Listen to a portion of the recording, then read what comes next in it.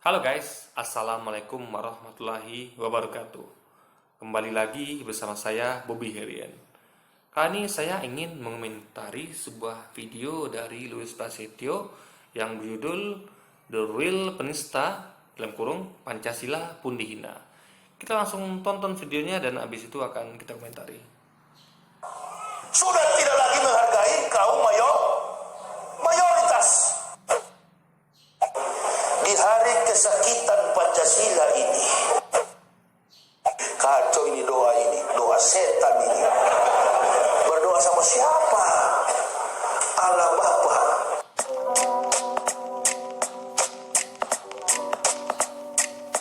Assalamualaikum, selamat datang kembali di channel ini guys. Kali ini saya akan membahas satu cuitan, satu ocehan omongan dari Ustadz Yahya Waloni. Berhubung udah lama banget dia nggak muncul, kali ini saya mau up lagi guys. Dalam pembahasan ini bagaimana Yahya Waloni mengatakan beberapa hal yang notabene sebenarnya lebih ke penistaan nih guys. Tapi seperti biasa ciri khasnya memang seperti itu. Dan kali ini kita akan luruskan sebab beliau membahas mengenai Alkitab. Jadi saya berhak dan wajib untuk meluruskannya. Mari kita nonton cuplikan videonya. Bayangkan sampai di dalam gereja, dibawa ke perusahaan-perusahaan, dibawa ke instansi pemerintah untuk berdoa. Sudah tidak lagi menghargai kaum mayoritas. Allah Bapa yang di sorga, di hari kesakitan Pancasila ini, apa kesaktian ya? Lagi sariawan kan nggak apa-apa. Kami berdoa kepadamu ya Allah Bapa. Di samping dua orang muslim ada viral, saya sampai ketawa terbahak-bahak saya nonton begini. Kacau ini, doa setan ini. Berdoa sama siapa? Allah Bapa. Jadi dalam video ini, dalam full versinya, dimana dia sebenarnya protes, komplain, kenapa sih kok dari gereja, orang-orang gereja itu diundang untuk masuk ke perusahaan-perusahaan dan juga ke pemerintahan untuk berdoa di sana. Bayangkan sampai di dalam gereja, dibawa ke perusahaan-perusahaan, dibawa ke instansi pemerintah untuk berdoa. Sudah tidak lagi menghargai kaum mayoritas. Dan anggapan dari beliau, tindakan ini merupakan satu tindakan tidak menghargai mayoritas guys. Tapi sebenarnya apa sih hubungannya kalau orang diundang berdoa di instansi pemerintah ataupun di perusahaan? Apa sih sebenarnya hubungannya dengan tidak menghargai mayoritas? Kan nggak ada guys. Misalnya nih, ada ibadah di kantor BPK, yang ibadah di situ Kristen semuanya misalnya. Lalu masa yang diundang Ustadz Yahya Waloni? Kan jelas keliru. Tentunya kalau ada komunitas Kristen di dalam kantor BPK misalnya, pasti yang diundang kan dari gereja atau pendeta untuk belajar Alkitab. Sebab kita harus tahu, dalam pemerintahan pun gak cuma satu agama. Pasti di situ ada orang yang beragama Kristen juga. Nah, biasanya yang beragama Kristen inilah nanti akan mengundang pendeta untuk mendoakan mereka. Jadi sebenarnya tindakan ini bukan tidak menghargai mayoritas. Saya beberapa kali diundang juga untuk khotbah di instansi pemerintah dan juga di perusahaan swasta juga saya pernah. Dan ketika saya berkhotbah, saya menemui mereka yang pekerja-pekerjanya adalah orang Kristen, bukan dari agama lain. Jadi tolonglah jangan jadikan kami ini yang minoritas ini jadi seakan-akan kok gak menghargai mayoritas. Padahal gak ada hubungannya ya antara hal itu. Kita lanjutkan di... Ntar saya potong loh guys ya. Gini, Louis ini dia sok tahu dan sok pintar. Jadi dia gagal paham. Nah, nama Ustadz Yahya Waloni adalah bukan seperti dia. Ustadz Yahya ini kan bukan ngomong tentang khotbah, tapi doa. Nih Louis harus ngerti ya beda doa sama khotbah. Doa bersama ya. Doa. Saya juga pernah lihat video seperti itu ya, di mana instansi misalnya mengadakan acara apa gitu. Bukan acara khotbah ya, bukan acara khusus komunitas Kristen, tapi gabungan di suatu instansi misalnya, instansi bagian apa gitu. Nah, itu misalnya membahas suatu, diakhiri nanti doa bersama. Nah, di situ ada muslim tuh mayoritas di situ. Tapi yang diundang malah memakai doa dari umat Kristen. Itu yang dimaksud Ustadz Yahya Waloni, bukan di komunitas Kristen, bukan. Ini bukan bicara soal khotbah, tapi doa. Dan itu yang Louis Pasteur tidak mengerti, ya kan? Jadi makanya sebenarnya gini, Louis itu harus konfirmasi ke Ustadz Yawaloni, Ustadz Yahya. Ini maksudnya apa ini? Ini Anda katakan doa kan di instansi. Jadi jangan langsung menduga-duga, langsung mengira-ngira seperti ini. Itu jatuhnya fitnah, guys. Selagi itu namanya fitnah. Lakukan tabayun, klarifikasi. Ustadz, ini yang mau Ustadz masuk apa nih? Gitu loh caranya. Bukan dengan buat konten ini gitu kan. Di sini kelemahan Louis paling besar, maka saya selalu bikin tag di video-video saya tuh Louis sok pintar. Louis pas itu sok tahu. Louis pas itu gagal paham. Karena dia suka menduga-duga, mengira, sehingga jatuhnya fitnah gitu. Cuplikan selanjutnya. Sudah tidak lagi menghargai kaum mayoritas. Allah Bapa yang di sorga, di hari kesakitan Pancasila ini, apa kesaktian ya? Lagi sariawan kan nggak apa-apa. Saya sebenarnya heran dan sekaligus sedih ya, bagaimana dalam video ini ketika Ustadz Yawaloni menghina sebenarnya dasar negara Pancasila, dia bilang kesakitan Pancasila. Kan seharusnya kesaktian ya, bukan kesakitan Pancasila. Tapi yang saya heran kok jemaahnya pada ketawa seneng gitu loh. Mungkin perlu untuk pendidikan Pancasila ya untuk orang-orang seperti ini. Dan saya rasa yang paling harus concern di sini adalah pemerintah sendiri. Saya ingat ada beberapa kasus yang lalu di mana ada seseorang yang mengubah Pancasila jadi Pancagila. Pemuda Kalbar ditangkap polisi. Nah, bentar guys, ini saya potong dulu ya. Kita harus bedakan antara dua kasus ini. Ya. Yang Ustadz Yawaloni mengatakan kesakitan Pancasila. Yang ini Pancagila. Ingat, dia mengubah Pancasila jadi Pancagila. Dan ini tidak ada momennya, tidak ada momen untuk melucu, tidak ada momen untuk membuat jamaah ketawa agar jamaah itu yang ngantuk jadi hilang ngantuknya. Dan itu Ustadz Yawaloni itu sebenarnya menyindir. Dia bukan menyindir Pancasila. Dia katakan kesakitan Pancasila itu untuk menyindir instansi tersebut. Orang kalau memang benar merayakan Hari Kesaktian Pancasila, kita tahu Pancasila itulah ketuhanan yang Maha Esa, ya. Dalam artian dan ada lagi Persatuan Indonesia nomor 3, lalu ada lagi kemanusiaan yang adil dan beradab. Nah, di situ ada kata adil, juga keadilan sosial bagi seluruh Indonesia, sila kelima. Ini ngomong tentang adil. Nah, kalau ngomong tentang adil, harusnya kalau memang itu Hari Kesaktian Pancasila, boleh diterapkan di dalam acara itu kan acara doa di Hari Kesaktian Pancasila gitu kan. Jelas ini bukan khotbah gitu kan, ini jelas. Jadi di Hari Kesaktian Pancasila, ingat momennya adalah Hari Kesaktian Pancasila ya, 1 Oktober, bukan khotbah. Jadi Louis di sini dia nggak paham. Jelas-jelas Ustadz Yawaloni mengatakan di hari doa di Hari Kesaktian Pancasila. Dalam artian orang memperingati di stasi itu memperingati Hari Kesaktian Pancasila, lalu ujung-ujungnya kan berdoa untuk untuk mendoakan arwah pahlawan revolusi, untuk mendoakan negeri ini supaya tidak lagi disusupi komunis gitu kan, agar tidak ada lagi PKI Indonesia gitu kan, agar komunis itu tidak akan bangkit lagi, tidak boleh lagi bangkit gitu kan. Jadi ini jelas bukan khotbah Louis, tapi Hari Kesaktian Pancasila, dan itu berlaku umum tentunya. Tentu mengundang semuanya, baik dari Muslim, Kristen, Hindu, Buddha. Di situ dibacakan doa Kristen gitu. Sementara mayoritas di instansi itu adalah Muslim.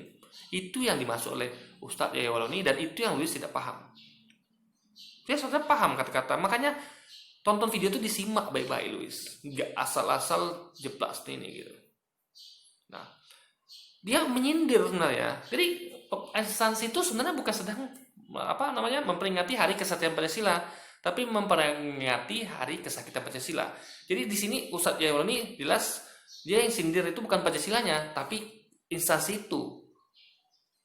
Kalau instansi itu sebenarnya tidak sedang melaksanakan Hari Kesaktian Pancasila, tapi Hari Kesakitan Pancasila.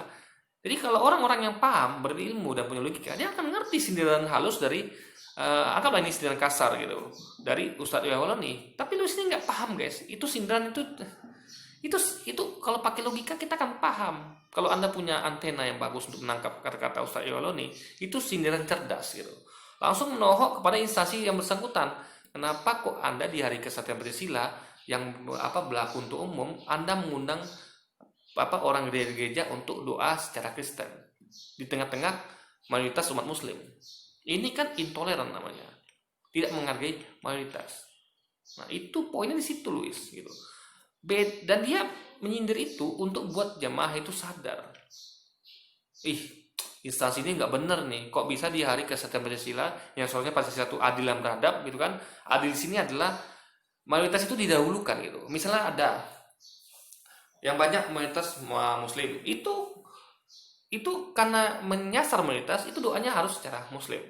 Ditambah dengan kata kita doa masing-masing, ya kan? Nah, yang bagi yang kan biasa tuh jamak tuh kan, ketika ada doa bersama campuran gitu kan, tapi lebih banyak Muslimnya kan, biasa doa kan seperti ini loh, kurang lebihnya guys. Kita sekarang berdoa menurut agama masing-masing, ya. Yang ini saya bacakan doa secara Muslim, yang lain berdoa dengan agamanya masing-masing, kan gitu logikanya. Lalu dibacakanlah doa secara Muslim. Nah itu seharusnya terjadi di hari kesatuan Pancasila gitu. Karena di situ, jadi adil sini adalah menyasar mayoritas, itu baru keadilan. Karena mereka yang merujuk kepada mereka semua gitu, mereka lebih banyak gitu. Sehingga doanya kan tentu mereka yang lebih banyak yang ditujukan gitu. Yang lain silakan doa dengan agama mereka masing-masing gitu. Nah mungkin doanya disampaikan dalam berapa agama gitu. Lalu pertama datang ustadz doa, lalu gantian dari pendeta, kan nggak begitu. Diwakilkan oleh ustadz, yang lain silakan berdoa menurut agamanya masing-masing, kan begitu logikanya. Nah kalau ini ubah Pancasila di Pancagila, ini beda kasus guys. Dia jelas merujuk kepada Pancasila itu sendiri, gitu logikanya. Jadi Luis ini harus belajar mengenai sindiran, apalagi makna orang ngomong, video orang ceramah orang itu disimak gitu, sehingga dia tidak jadi sok tahu, sok pintar dan gagal paham seperti ini guys. Jadi dia mengubah seperti lambang mungkin atau apapun itu diubah jadi Pancagila, dan akhirnya dia ditangkap polisi. Nah ini dibilang kesakitan Pancasila, nggak tahu, tapi dia lepas. Tapi memang ngomong-ngomong mereka ini aman-aman kalau dari hukum ya. Mungkin itu spesialnya lah untuk kaum mayoritas. Bukan, Anda salah besar. Karena saya sampaikan tadi itu bukan penghinaan, ya. Kalau tadi memang Pancagila penghinaan, ini jelas hanya masalah Luis nggak paham, itu aja. Nah, Anda tahu banyak ustadz kami yang ditangkap, ulama kami ditangkap gitu, ya kan? Ditangkap, ada yang dipersekusi malah gitu kan. Jadi salah besar kalau Anda katakan kalau dari Islam itu aman. Enggak Luis, Anda perlu nengok berita. Ada bahkan ustadz itu yang mau demo itu malamnya diambil tanpa ada surat penangkapan gitu kan, di penjara gitu tanpa ada surat penangkapan, belum ada klaim vonis dari pengadilan sudah di penjara. Itu banyak jamak terjadi di sekarang ini, dan dari dahulu malah. Dulu ada namanya Buya Hamka gitu. Jadi Luis harus mengerti ini. Jadi nggak ada istilahnya umat Islam itu aman tuh, nggak ada gitu. Padahal kami yang megang kekuasaan itu, tapi kami tetap kena gitu. Jadi guys, Luis ini memang orangnya suka sok tahu, sok pintar gitu, menduga-duga, mengira-ngira, hingga ujungnya jadilah fitnah. Jadi yang dikatakan Luis ini selalu tentang fitnah-fitnahan guys. Yang itu yang harus kita waspadai gitu. Jangan kita temakan oleh fitnah-fitnah orang seperti Luis dan teman-temannya. Tapi saya rasa nggak semua orang lah setuju hal ini. Banyak juga dari mereka kalangan muslim yang sebenarnya tidak setuju dengan pengajaran dari Yahya Waloni ini. Tetapi kita sebagai orang Kristen, kita doakan saja supaya Yahya Waloni itu berubah lah, tidak lagi menghina Kristen dan juga tidak lagi menghina. Justru yang berubah tuh Anda gitu. Anda harus belajar Luis, ya, belajar. Kalau Anda nggak berubah, Anda akan selalu bikin konten fitnah seperti ini gitu. Itu sangat disayangkan. Saya nggak ngerti apakah agama Anda mengajarkan ini. Saya yakin tidak gitu. Jadi Anda ini sekarang sedang menerapkan ajaran agama mana gitu? Kok kerjanya hanya fitnah melulu gitu kan? Nah, dasar negara Indonesia. Mari kita akan lanjutkan nonton cuplikan videonya. Kami berdoa kepadamu ya Allah Bapa. Di samping dua orang muslim ada viral, saya sampai ketawa terbahak-bahak saya nonton begini. Kacau ini doa setan ini. Berdoa sama siapa? Allah Bapa. Jelas ya dalam video ini bagaimana Ustadz Yahya Waloni mengatakan doa Allah Bapa. Kata Allah Bapa yaitu doa setan katanya. Doa setan, perhatikan ya. Apakah benar sebenarnya Allah Bapa ini doa kepada setan? Sebenarnya sebagai Ustadz Yahya Waloni itu harus malu. Dia dalam video ini pun ditulis Ustadz Doktor. Doktornya katanya doktor teologi, padahal nggak ada bukti sama sekali. Tapi kalau dia sudah pindah agama, terus katanya dia itu mengatakan bahwa doa Allah Bapa adalah kepada setan, dia harusnya malu. Dia dapat doktor. Doktor itu belajar tentang setan, logikanya kalau dia sehat. Tapi permasalahannya dalam video ini dia begitu membuat satu statement untuk bahan ketawaan dan mengatakan doa Allah Bapa adalah doa kepada setan atau doa setan. Bahkan di akhir video dia menanyakan, siapa doa kepada siapa ini? Nah, kita akan bahas guys. Santai aja, kita akan bahas dari kitab ini. Jadi gini, maksud gini, Ustadz Yawan itu ngomong dari paradigma Islam, ya. Ingat, Louis dari paradigma Kristen, jadi jelas beda, nggak nyambung gitu guys, nggak relevan, ya kan? Ustadz Yawan ini berkata dari kacamata Islam, Louis dari kacamata Kristen, jelas beda. Nah, maksud Ustadz Yawan ini adalah Allah Bapa itu adalah dikatakan juga Yesus juga, Roh Kudus, gitu loh, ya kan? Jadi jelas.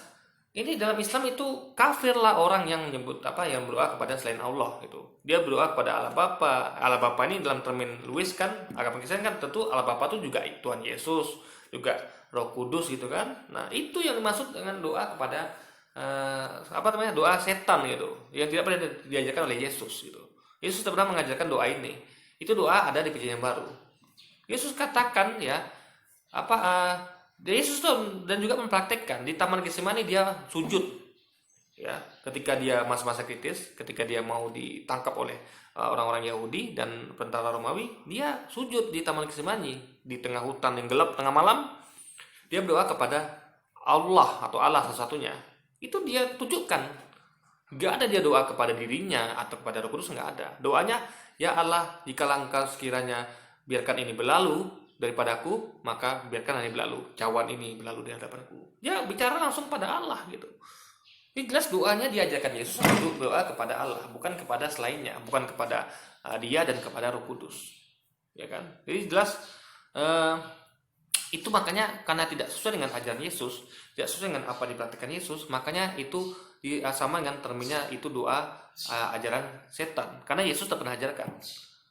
Semua yang tidak pernah diajarkan Yesus itu adalah ajaran setan, ya kan? Semua pasti sepakat dengan hal ini. Semua yang tidak diajarkan Yesus, ya, itu adalah ajaran setan. Dalam artian bukan ajaran Nabi Muhammad atau Nabi Musa ya, tapi yang dalam termin selain Yesus, selain Nabi Muhammad, selain nabi-nabi lainnya gitu. Ya, kan Yesus pernah menyampaikan, ya, orang yang menyemburkan kebohongan akan binasa. Apabila seorang nabi dengan berani mengatakan apa yang tidak pernah aku katakan atau aku perintahkan untuk katakan atau ajarkan kepadanya, maka nabi itu harus mati. Dan kita lihat banyak kematian, kebinasaan dari para orang-orang yang mengaku pengikut Yesus. Ada yang mati disalib, ada yang disalib terbalik, ada yang dipancung, ada yang disalib kuda hingga meninggal gitu. Nah, ini melengkapi dari ancaman Yesus gitu. Yang mereka menyebutkan kebohongan, di mana mereka mengatakan ada 3 yang memberi kesaksian, yaitu Bapa, Putra, Roh Kudus. Berbeda dengan disampaikan Yesus, ya. Ingat Israel, Tuhan Allah kita adalah satu-satunya Tuhan. Tuhan Allah kita disebut. Berarti Tuhannya kalian dan saya, itu maksud dia. Berarti dia punya Tuhan yang sama dengan kita, yaitu Allah. Yesaya, kita cari tahu sebenarnya Allah Bapa itu siapa. Dalam kitab Yesaya guys, dalam kitab Yesaya 42 ayat 1-5 dikatakan, lihat itu hambaku yang kupegang, orang pilihanku yang kepadanya aku berkenan, aku telah menaruh rohku ke atasnya, supaya ia menyatakan hukum kepada bangsa-bangsa. Ini yang menulis adalah Yesaya, dan teks ini biasa dipakai ustadz-ustadz, mualaf-mualaf, bahkan Rabbanians ID juga memakai ayat ini untuk menubuatkan, katanya menubuatkan nabi mereka, kata hambaku. Nah, ku di sini adalah Allah Bapa, Allah Yahweh. Dikatakan ayat 5, beginilah firman Allah Tuhan. Tuhan besar di sini dalam bahasa Ibrani-nya adalah Yahweh. Ini yang menulis Yesaya. Lalu konsep Yesaya tentang Tuhan atau Yahweh ini seperti apa? Bahasa Ibrani tidak mengenal huruf besar, huruf kecil guys. Bahasa Indonesia juga nggak mengenal huruf besar, huruf kecil gitu kan. Jadi Artian ini apa, kok bisa dibikin Tuhan dalam bahasa apa? Kenapa nggak langsung bikin Yahweh gitu? Kalau memang itu Yahweh gitu guys, itu artinya Yahweh adalah sesuatu yang tidak bisa ditulis dan tidak berani orang untuk mengucapkannya guys. Yahweh itu nggak ada orang berani menuliskan dan mengucapkannya gitu, ya kan? Makanya apa namanya? Itu bukanlah sebuah nama ya. Anda bisa lihat dari video-video misalnya Ustadz Menachem Ali, itu beliau pakar situ. Anda bisa lihat video-video dari Ustadz Menachem Ali, dia menjelaskan tentang bahasa Ibrani, tentang Yahweh di sana. Anda bisa tonton videonya. Lalu apa namanya, lihatlah itu hambaku yang kupegang. Ya, hamba ini berarti ciptaannya manusia, orang pilihanku yang kepadanya aku berkenan. Aku telah menaruh rohku ke atasnya supaya menyatakan hukum pada bangsa-bangsa. Itu maksudnya rohku ke atasnya bukan Allah itu yang masuk ke dalam tubuh itu guys, enggak, tapi roh itulah ciptaan Allah. Roh ciptaan Allah kepadanya. Ya. Jadi roh itu milik Allah itu. Sama kayak kita semua punya roh. Roh kita semua milik Allah. Dia bukan Allah itu roh. Ketika Allah letakkan roh kepada saya, itu berarti roh saya adalah roh Allah. Cuma maksud dari sini adalah roh Allah yang spesial, ya. Roh yang Allah. Jadi roh Allah itu ada banyak guys. Ada roh yang khusus untuk para nabi, ada roh untuk manusia biasa. Itu Allah bedakan roh itu. Nah, untuk spesial para nabi, Allah kasih roh khusus yang Allah ciptakan untuk nabi, agar nabi itu punya kemampuan untuk menyatakan hukum kepada bangsa-bangsa. Gitu guys. Kalau kita kan nggak punya kemampuan itu, dan kita tidak diperintahkan itu. Jadi mereka dikasih mukjizat, roh yang dengan itu ya, intinya mereka tuh menjadikan mereka kapasitasnya mereka sebagai nabi di atas manusia lainnya guys. Yesaya menganggap bahwa Tuhan adalah Bapa. Mari kita lihat dalam Yesaya 64 ayat 8. Tetapi sekarang ya Tuhan, Engkaulah Bapa kami. Perhatikan baik-baik. Tetapi sekarang ya Tuhan, Engkaulah Bapa kami. Jadi kata Bapa ini menunjuk kepada Tuhan. Jadi menurut Yesaya, Tuhan adalah Bapa. Dalam bahasa Ibrani-nya, Yesaya 64 ayat 8 ini dikatakan begini. We'ata Adonai Abinu, atau Yahweh Abinu. Kenapa kok Yahweh Abinu? Ini artinya apa? Ya Tuhan Yahweh adalah Bapakku. Ini Adonai lalu diartikan Yahweh. Jadi ini Luis harus belajar lagi deh tentang belajar bahasa Ibrani kepada Ustadz Menachem Ali. Anda bisa ketikkan di Google Ustadz Menachem Ali, Anda akan lihat bagaimana beliau mengkaji dan memberikan kajiannya tentang bahasa Ibrani, tentang bagaimana pemakaian kata Adonai, kata Yahweh, ya, kata Allah gitu kan. Nah, kita ketahui gini, ini benar semua sebagai Luis ini mengenai Allah Bapa. Ya, memang Allah Bapa itu Tuhannya gitu. Tapi masalahnya adalah Ustadz Yayon ini menyindir. Kalau mereka seakan-akan berdoa kepada Allah Bapa, tapi mereka juga kepada Tuhan Yesus, kepada Roh Kudus. Itu dimaksud sindiran halus oleh Ustadz Yawaluni yang Luis nggak paham. Memang ada doa kepada Allah Bapa, ya silakan ada doa kepada Allah Bapa. Saya mendukung itu benar. Kita hanya berdoa hanya kepada Allah Bapa satu-satunya. Tapi kan tidak. Anda berdoa kepada Allah Bapa, tapi Anda juga ada di pikiran Anda itu Tuhan Yesus dan Roh Kudus. Berarti Anda menjadikan tiga dalam satu, bukan satu-satunya lagi guys. Memang Allah Bapa satu-satunya, maka Anda tidak akan ada lagi yang lain. Tidak akan ada yang kedua, ketiga, ya. Meskipun mereka satu kepribadian, tidak akan ada. Hanya Allah Bapa satu-satunya. Jadi umat Islam nih, kami berdoa pada Allah Bapa. Kami nyebutnya Allah Subhanahu wa taala. Kami enggak berdoa kepada Yesus, enggak berdoa kepada Roh Kudus, enggak.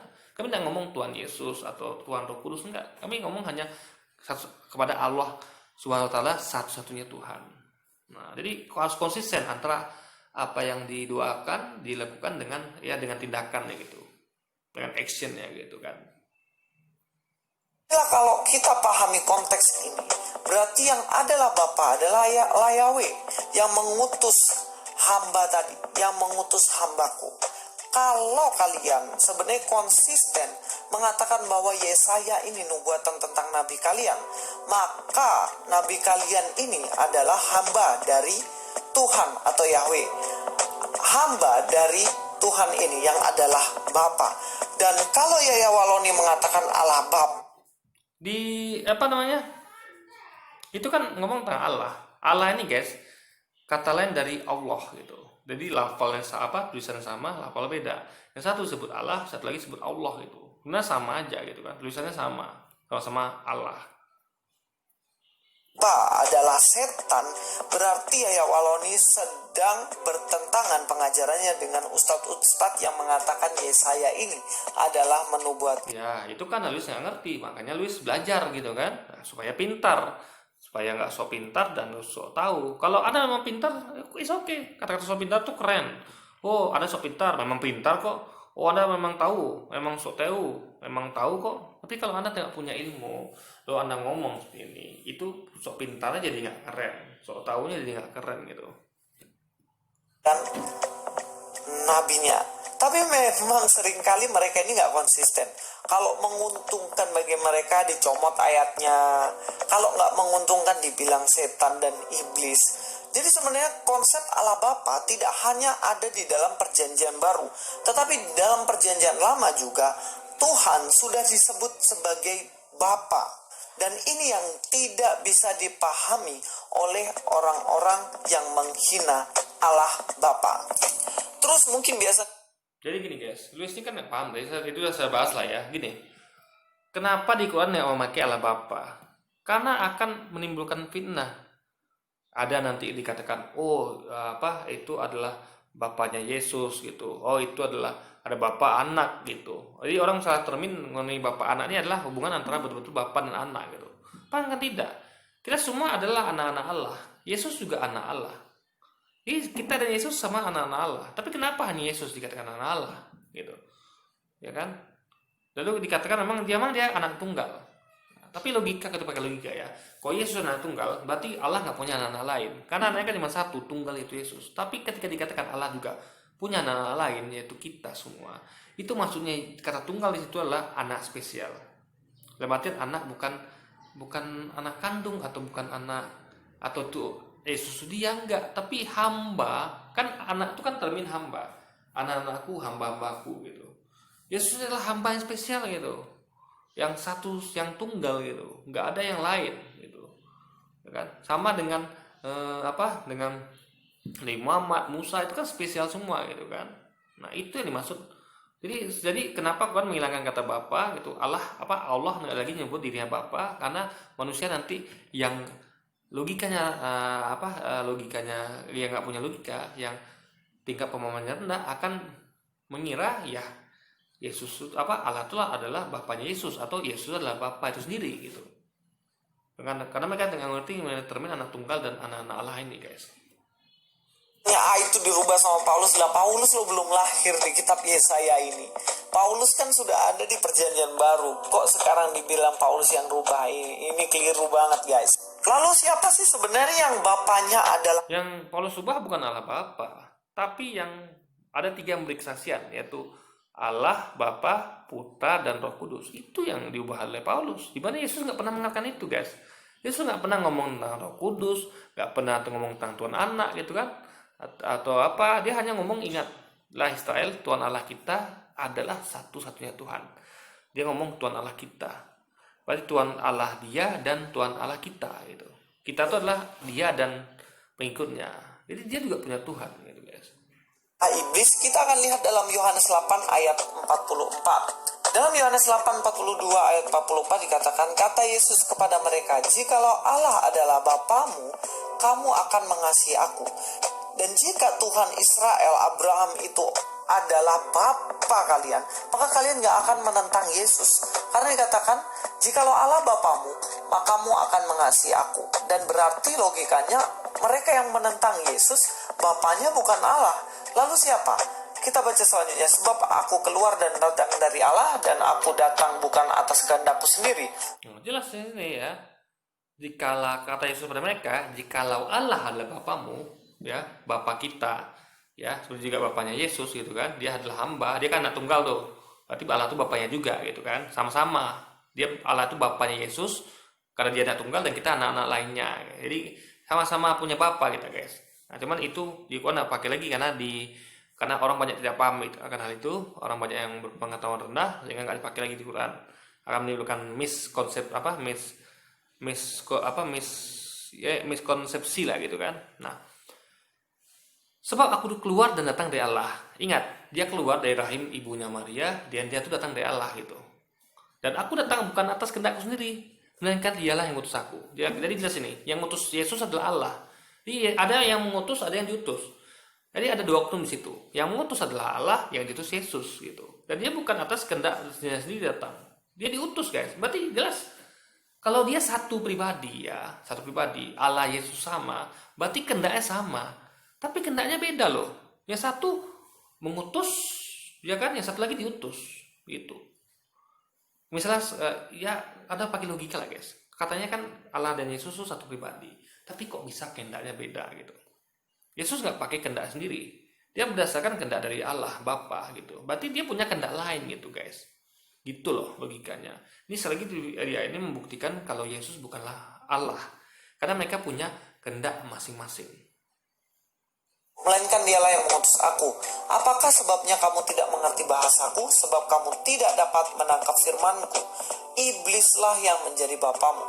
Jadi barang siapa yang menentang Yesus, yang tidak mengasihi Yesus, iblislah yang menjadi bapanya. Dan kamu ingin melakukan keinginan. Umat Islam sangat mengasihi Yesus. Ya.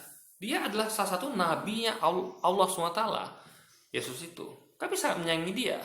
We love Yesus gitu kan. Nah, yang kami tidak cinta adalah orang-orang yang menyamakan dia dengan Tuhan gitu. Ya kan?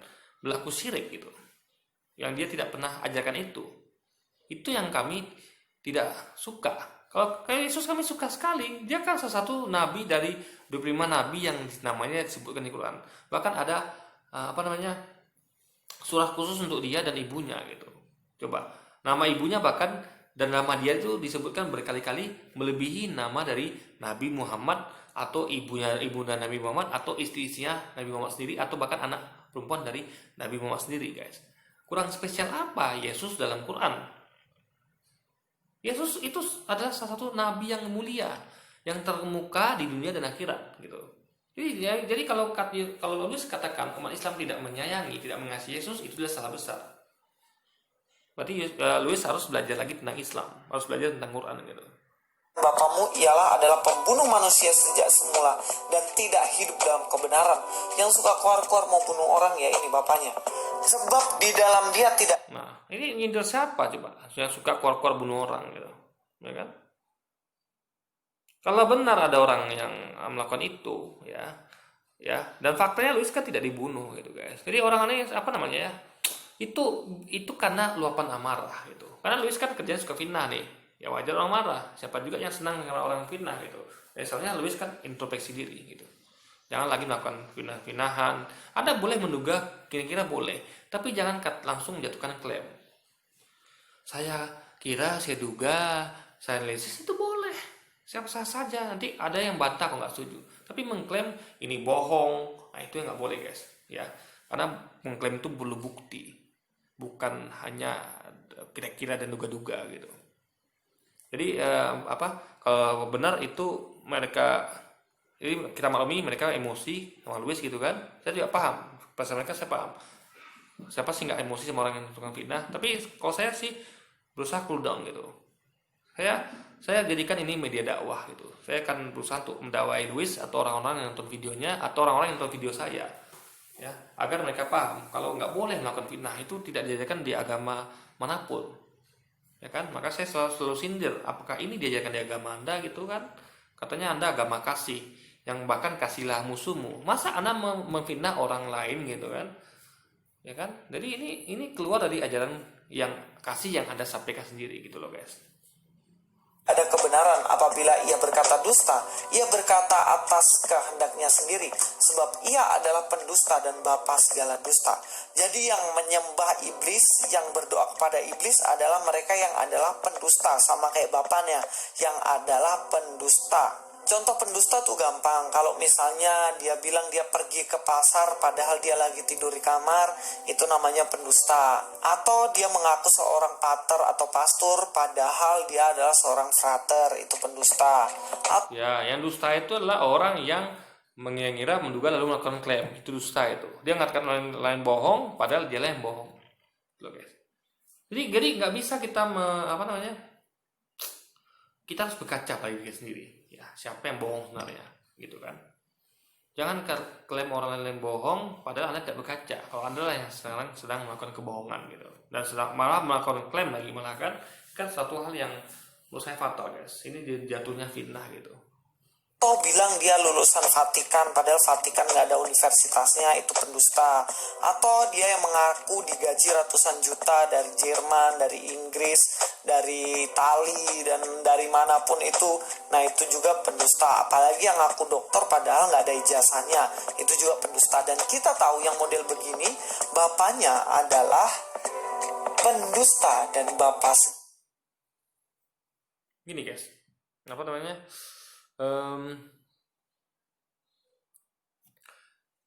Untuk yang tadi ya, saya sedikit jelaskan ya. Kan kata Luis kan tidak ada ijazahnya, ya minta ijazahnya gitu loh. Jadi jangan ketika orang nggak menunjukkan ijazah itu kan katakan dusta, gitu loh maksud logikanya. Saya punya ijazah SMA, lalu selalu apa perlu saya katakan saya punya ijazah SMA, lalu perlu saya tunjukkan nih Luis ijazah SMA saya, kan nggak perlu juga. Untuk apa gitu? Ya Anda datang ke rumah saya tunjukkan, gitu logikanya. Saya nggak ada urusan, mereka ini nggak ada urusan untuk menyampaikan itu, ini loh ijazah saya, gitu loh maksudnya. Itu hak mereka boleh nyampaikan, boleh tidak. Bahkan Ustaz Yohanes ini pernah menunjukkan foto-foto dia bersama lagi dengan dengan murid-muridnya gitu kan, ada dia menyampaikan foto. Intinya guys, jangan karena orang nggak menunjukkan ijazah lalu Anda katakan dia bohong gitu. Ini metode fitnah lagi guys ya. Klaim itu Anda soalnya menggunakan kata-kata apakah benar dia itu dosen, karena saya belum pernah nengok ijazahnya, gitu baru benar. Ada kata-kata apakah, mempertanyakan, bukan klaim. Klaim itu nggak boleh ya, di Islam nggak ajaran itu, dan alhamdulillah agama saya tidak mengajarkan untuk melakukan fitnah, dan sampai detik ini saya tidak pernah melakukan fitnah. Alhamdulillahirabbil alamin. Segala dusta. Jadi salah tujuan kalau bilang ketika orang Kristen berdoalah Bapa itu adalah doa setan, itu jelas keliru. Ini saya luruskan karena Yahya Waloni mengorek dan membahas orang Kristen, jadi saya berhak dan wajib untuk meluruskannya. Jangan ada yang bilang saya menyerang seseorang, jangan ada yang bilang saya menyerang agama. Saya tidak pernah melakukan itu. Yang saya lakukan hanya meluruskan karena agama. Ya, yang Anda waktunya bukan meluruskan, tapi Anda mungkin malah tambah bengkok gitu. Anda meluruskan sesuatu yang udah lurus. Sehingga kalau luruskan sesuatu yang lurus, ya itu bisa jadi bengkok, patah. Bahkan ada tangan ini udah lurus nih, Anda luruskan lagi, ya patah dia jadinya guys. Udah lurus, mau gimana lagi meluruskan gitu kan. Nah, jadi Luis harus belajar bagaimana tidak melakukan fitnah atau tidak melakukan klaim. Anda boleh menganalisis, boleh menduga-duga, tapi sampaikan dengan bahasa pertanyaan. Benarkah Ustaz Yohanes seorang pastor karena begini ya? Ada pertanyaan dan ada argumentasi, bukan ada pertanyaan, bukan langsung mengklaim. Itu salah besar. Itu metode cara melancarkan fitnah ya, yang keji itu guys. Dan fitnah itu lebih kejam daripada pembunuhan. Nah, jadi yang disampaikan Luis itu semuanya isinya adalah fitnah. Makanya kita harus belajar dari kasus ini ya, karena kita kan kita mencerminkan siapa kita, mencerminkan agama kita. Jadi orang malah menilai kalau Luis ini ajaran agamanya seperti itu. Kok di agama diajarkan untuk fitnah ya? Kok di agamanya diajarkan untuk melakukan klaim tanpa ada bukti? Gitu loh guys. Makanya sebenarnya Luis tobat dan berubah, karena ini menyangkut dari agama Anda sendiri gitu. Ya, diri Anda membawa agama, menyandang status agama Anda. Saya sebagai seorang muslim, saya berusaha untuk tidak melakukan fitnah. Maka saya bicara berdasarkan data. Saya nggak berani mengatakan itu orang bohong sebelum ada bukti. Contoh, saya katakan misalnya pemerintah pernah berbohong. Mereka katakan tidak akan menaikkan gas BBM listrik, tapi faktanya kemudian mereka menaikkan. Itu kan jelas bohong. Nah, hal itu saya berani mengatakannya. Tapi untuk hal ini yang tidak ada bukti, itu saya berlepas dari itu. Saya akan mengatakan bahwa bisa hanya Allah yang tahu, kita manusia tidak maha tahu, dan kita semua berlepas diri dari pengetahuan itu ya, dan kita tetap berprasangka baik. Islam mengajarkan untuk selalu berprasangka baik pada orang lain dan tidak menuduh yang tidak sebelum adanya bukti. Oke guys, jadi mungkin sekian dulu video kita kali ini. Sampai jumpa lagi di video-video selanjutnya. Wassalamualaikum warahmatullahi wabarakatuh.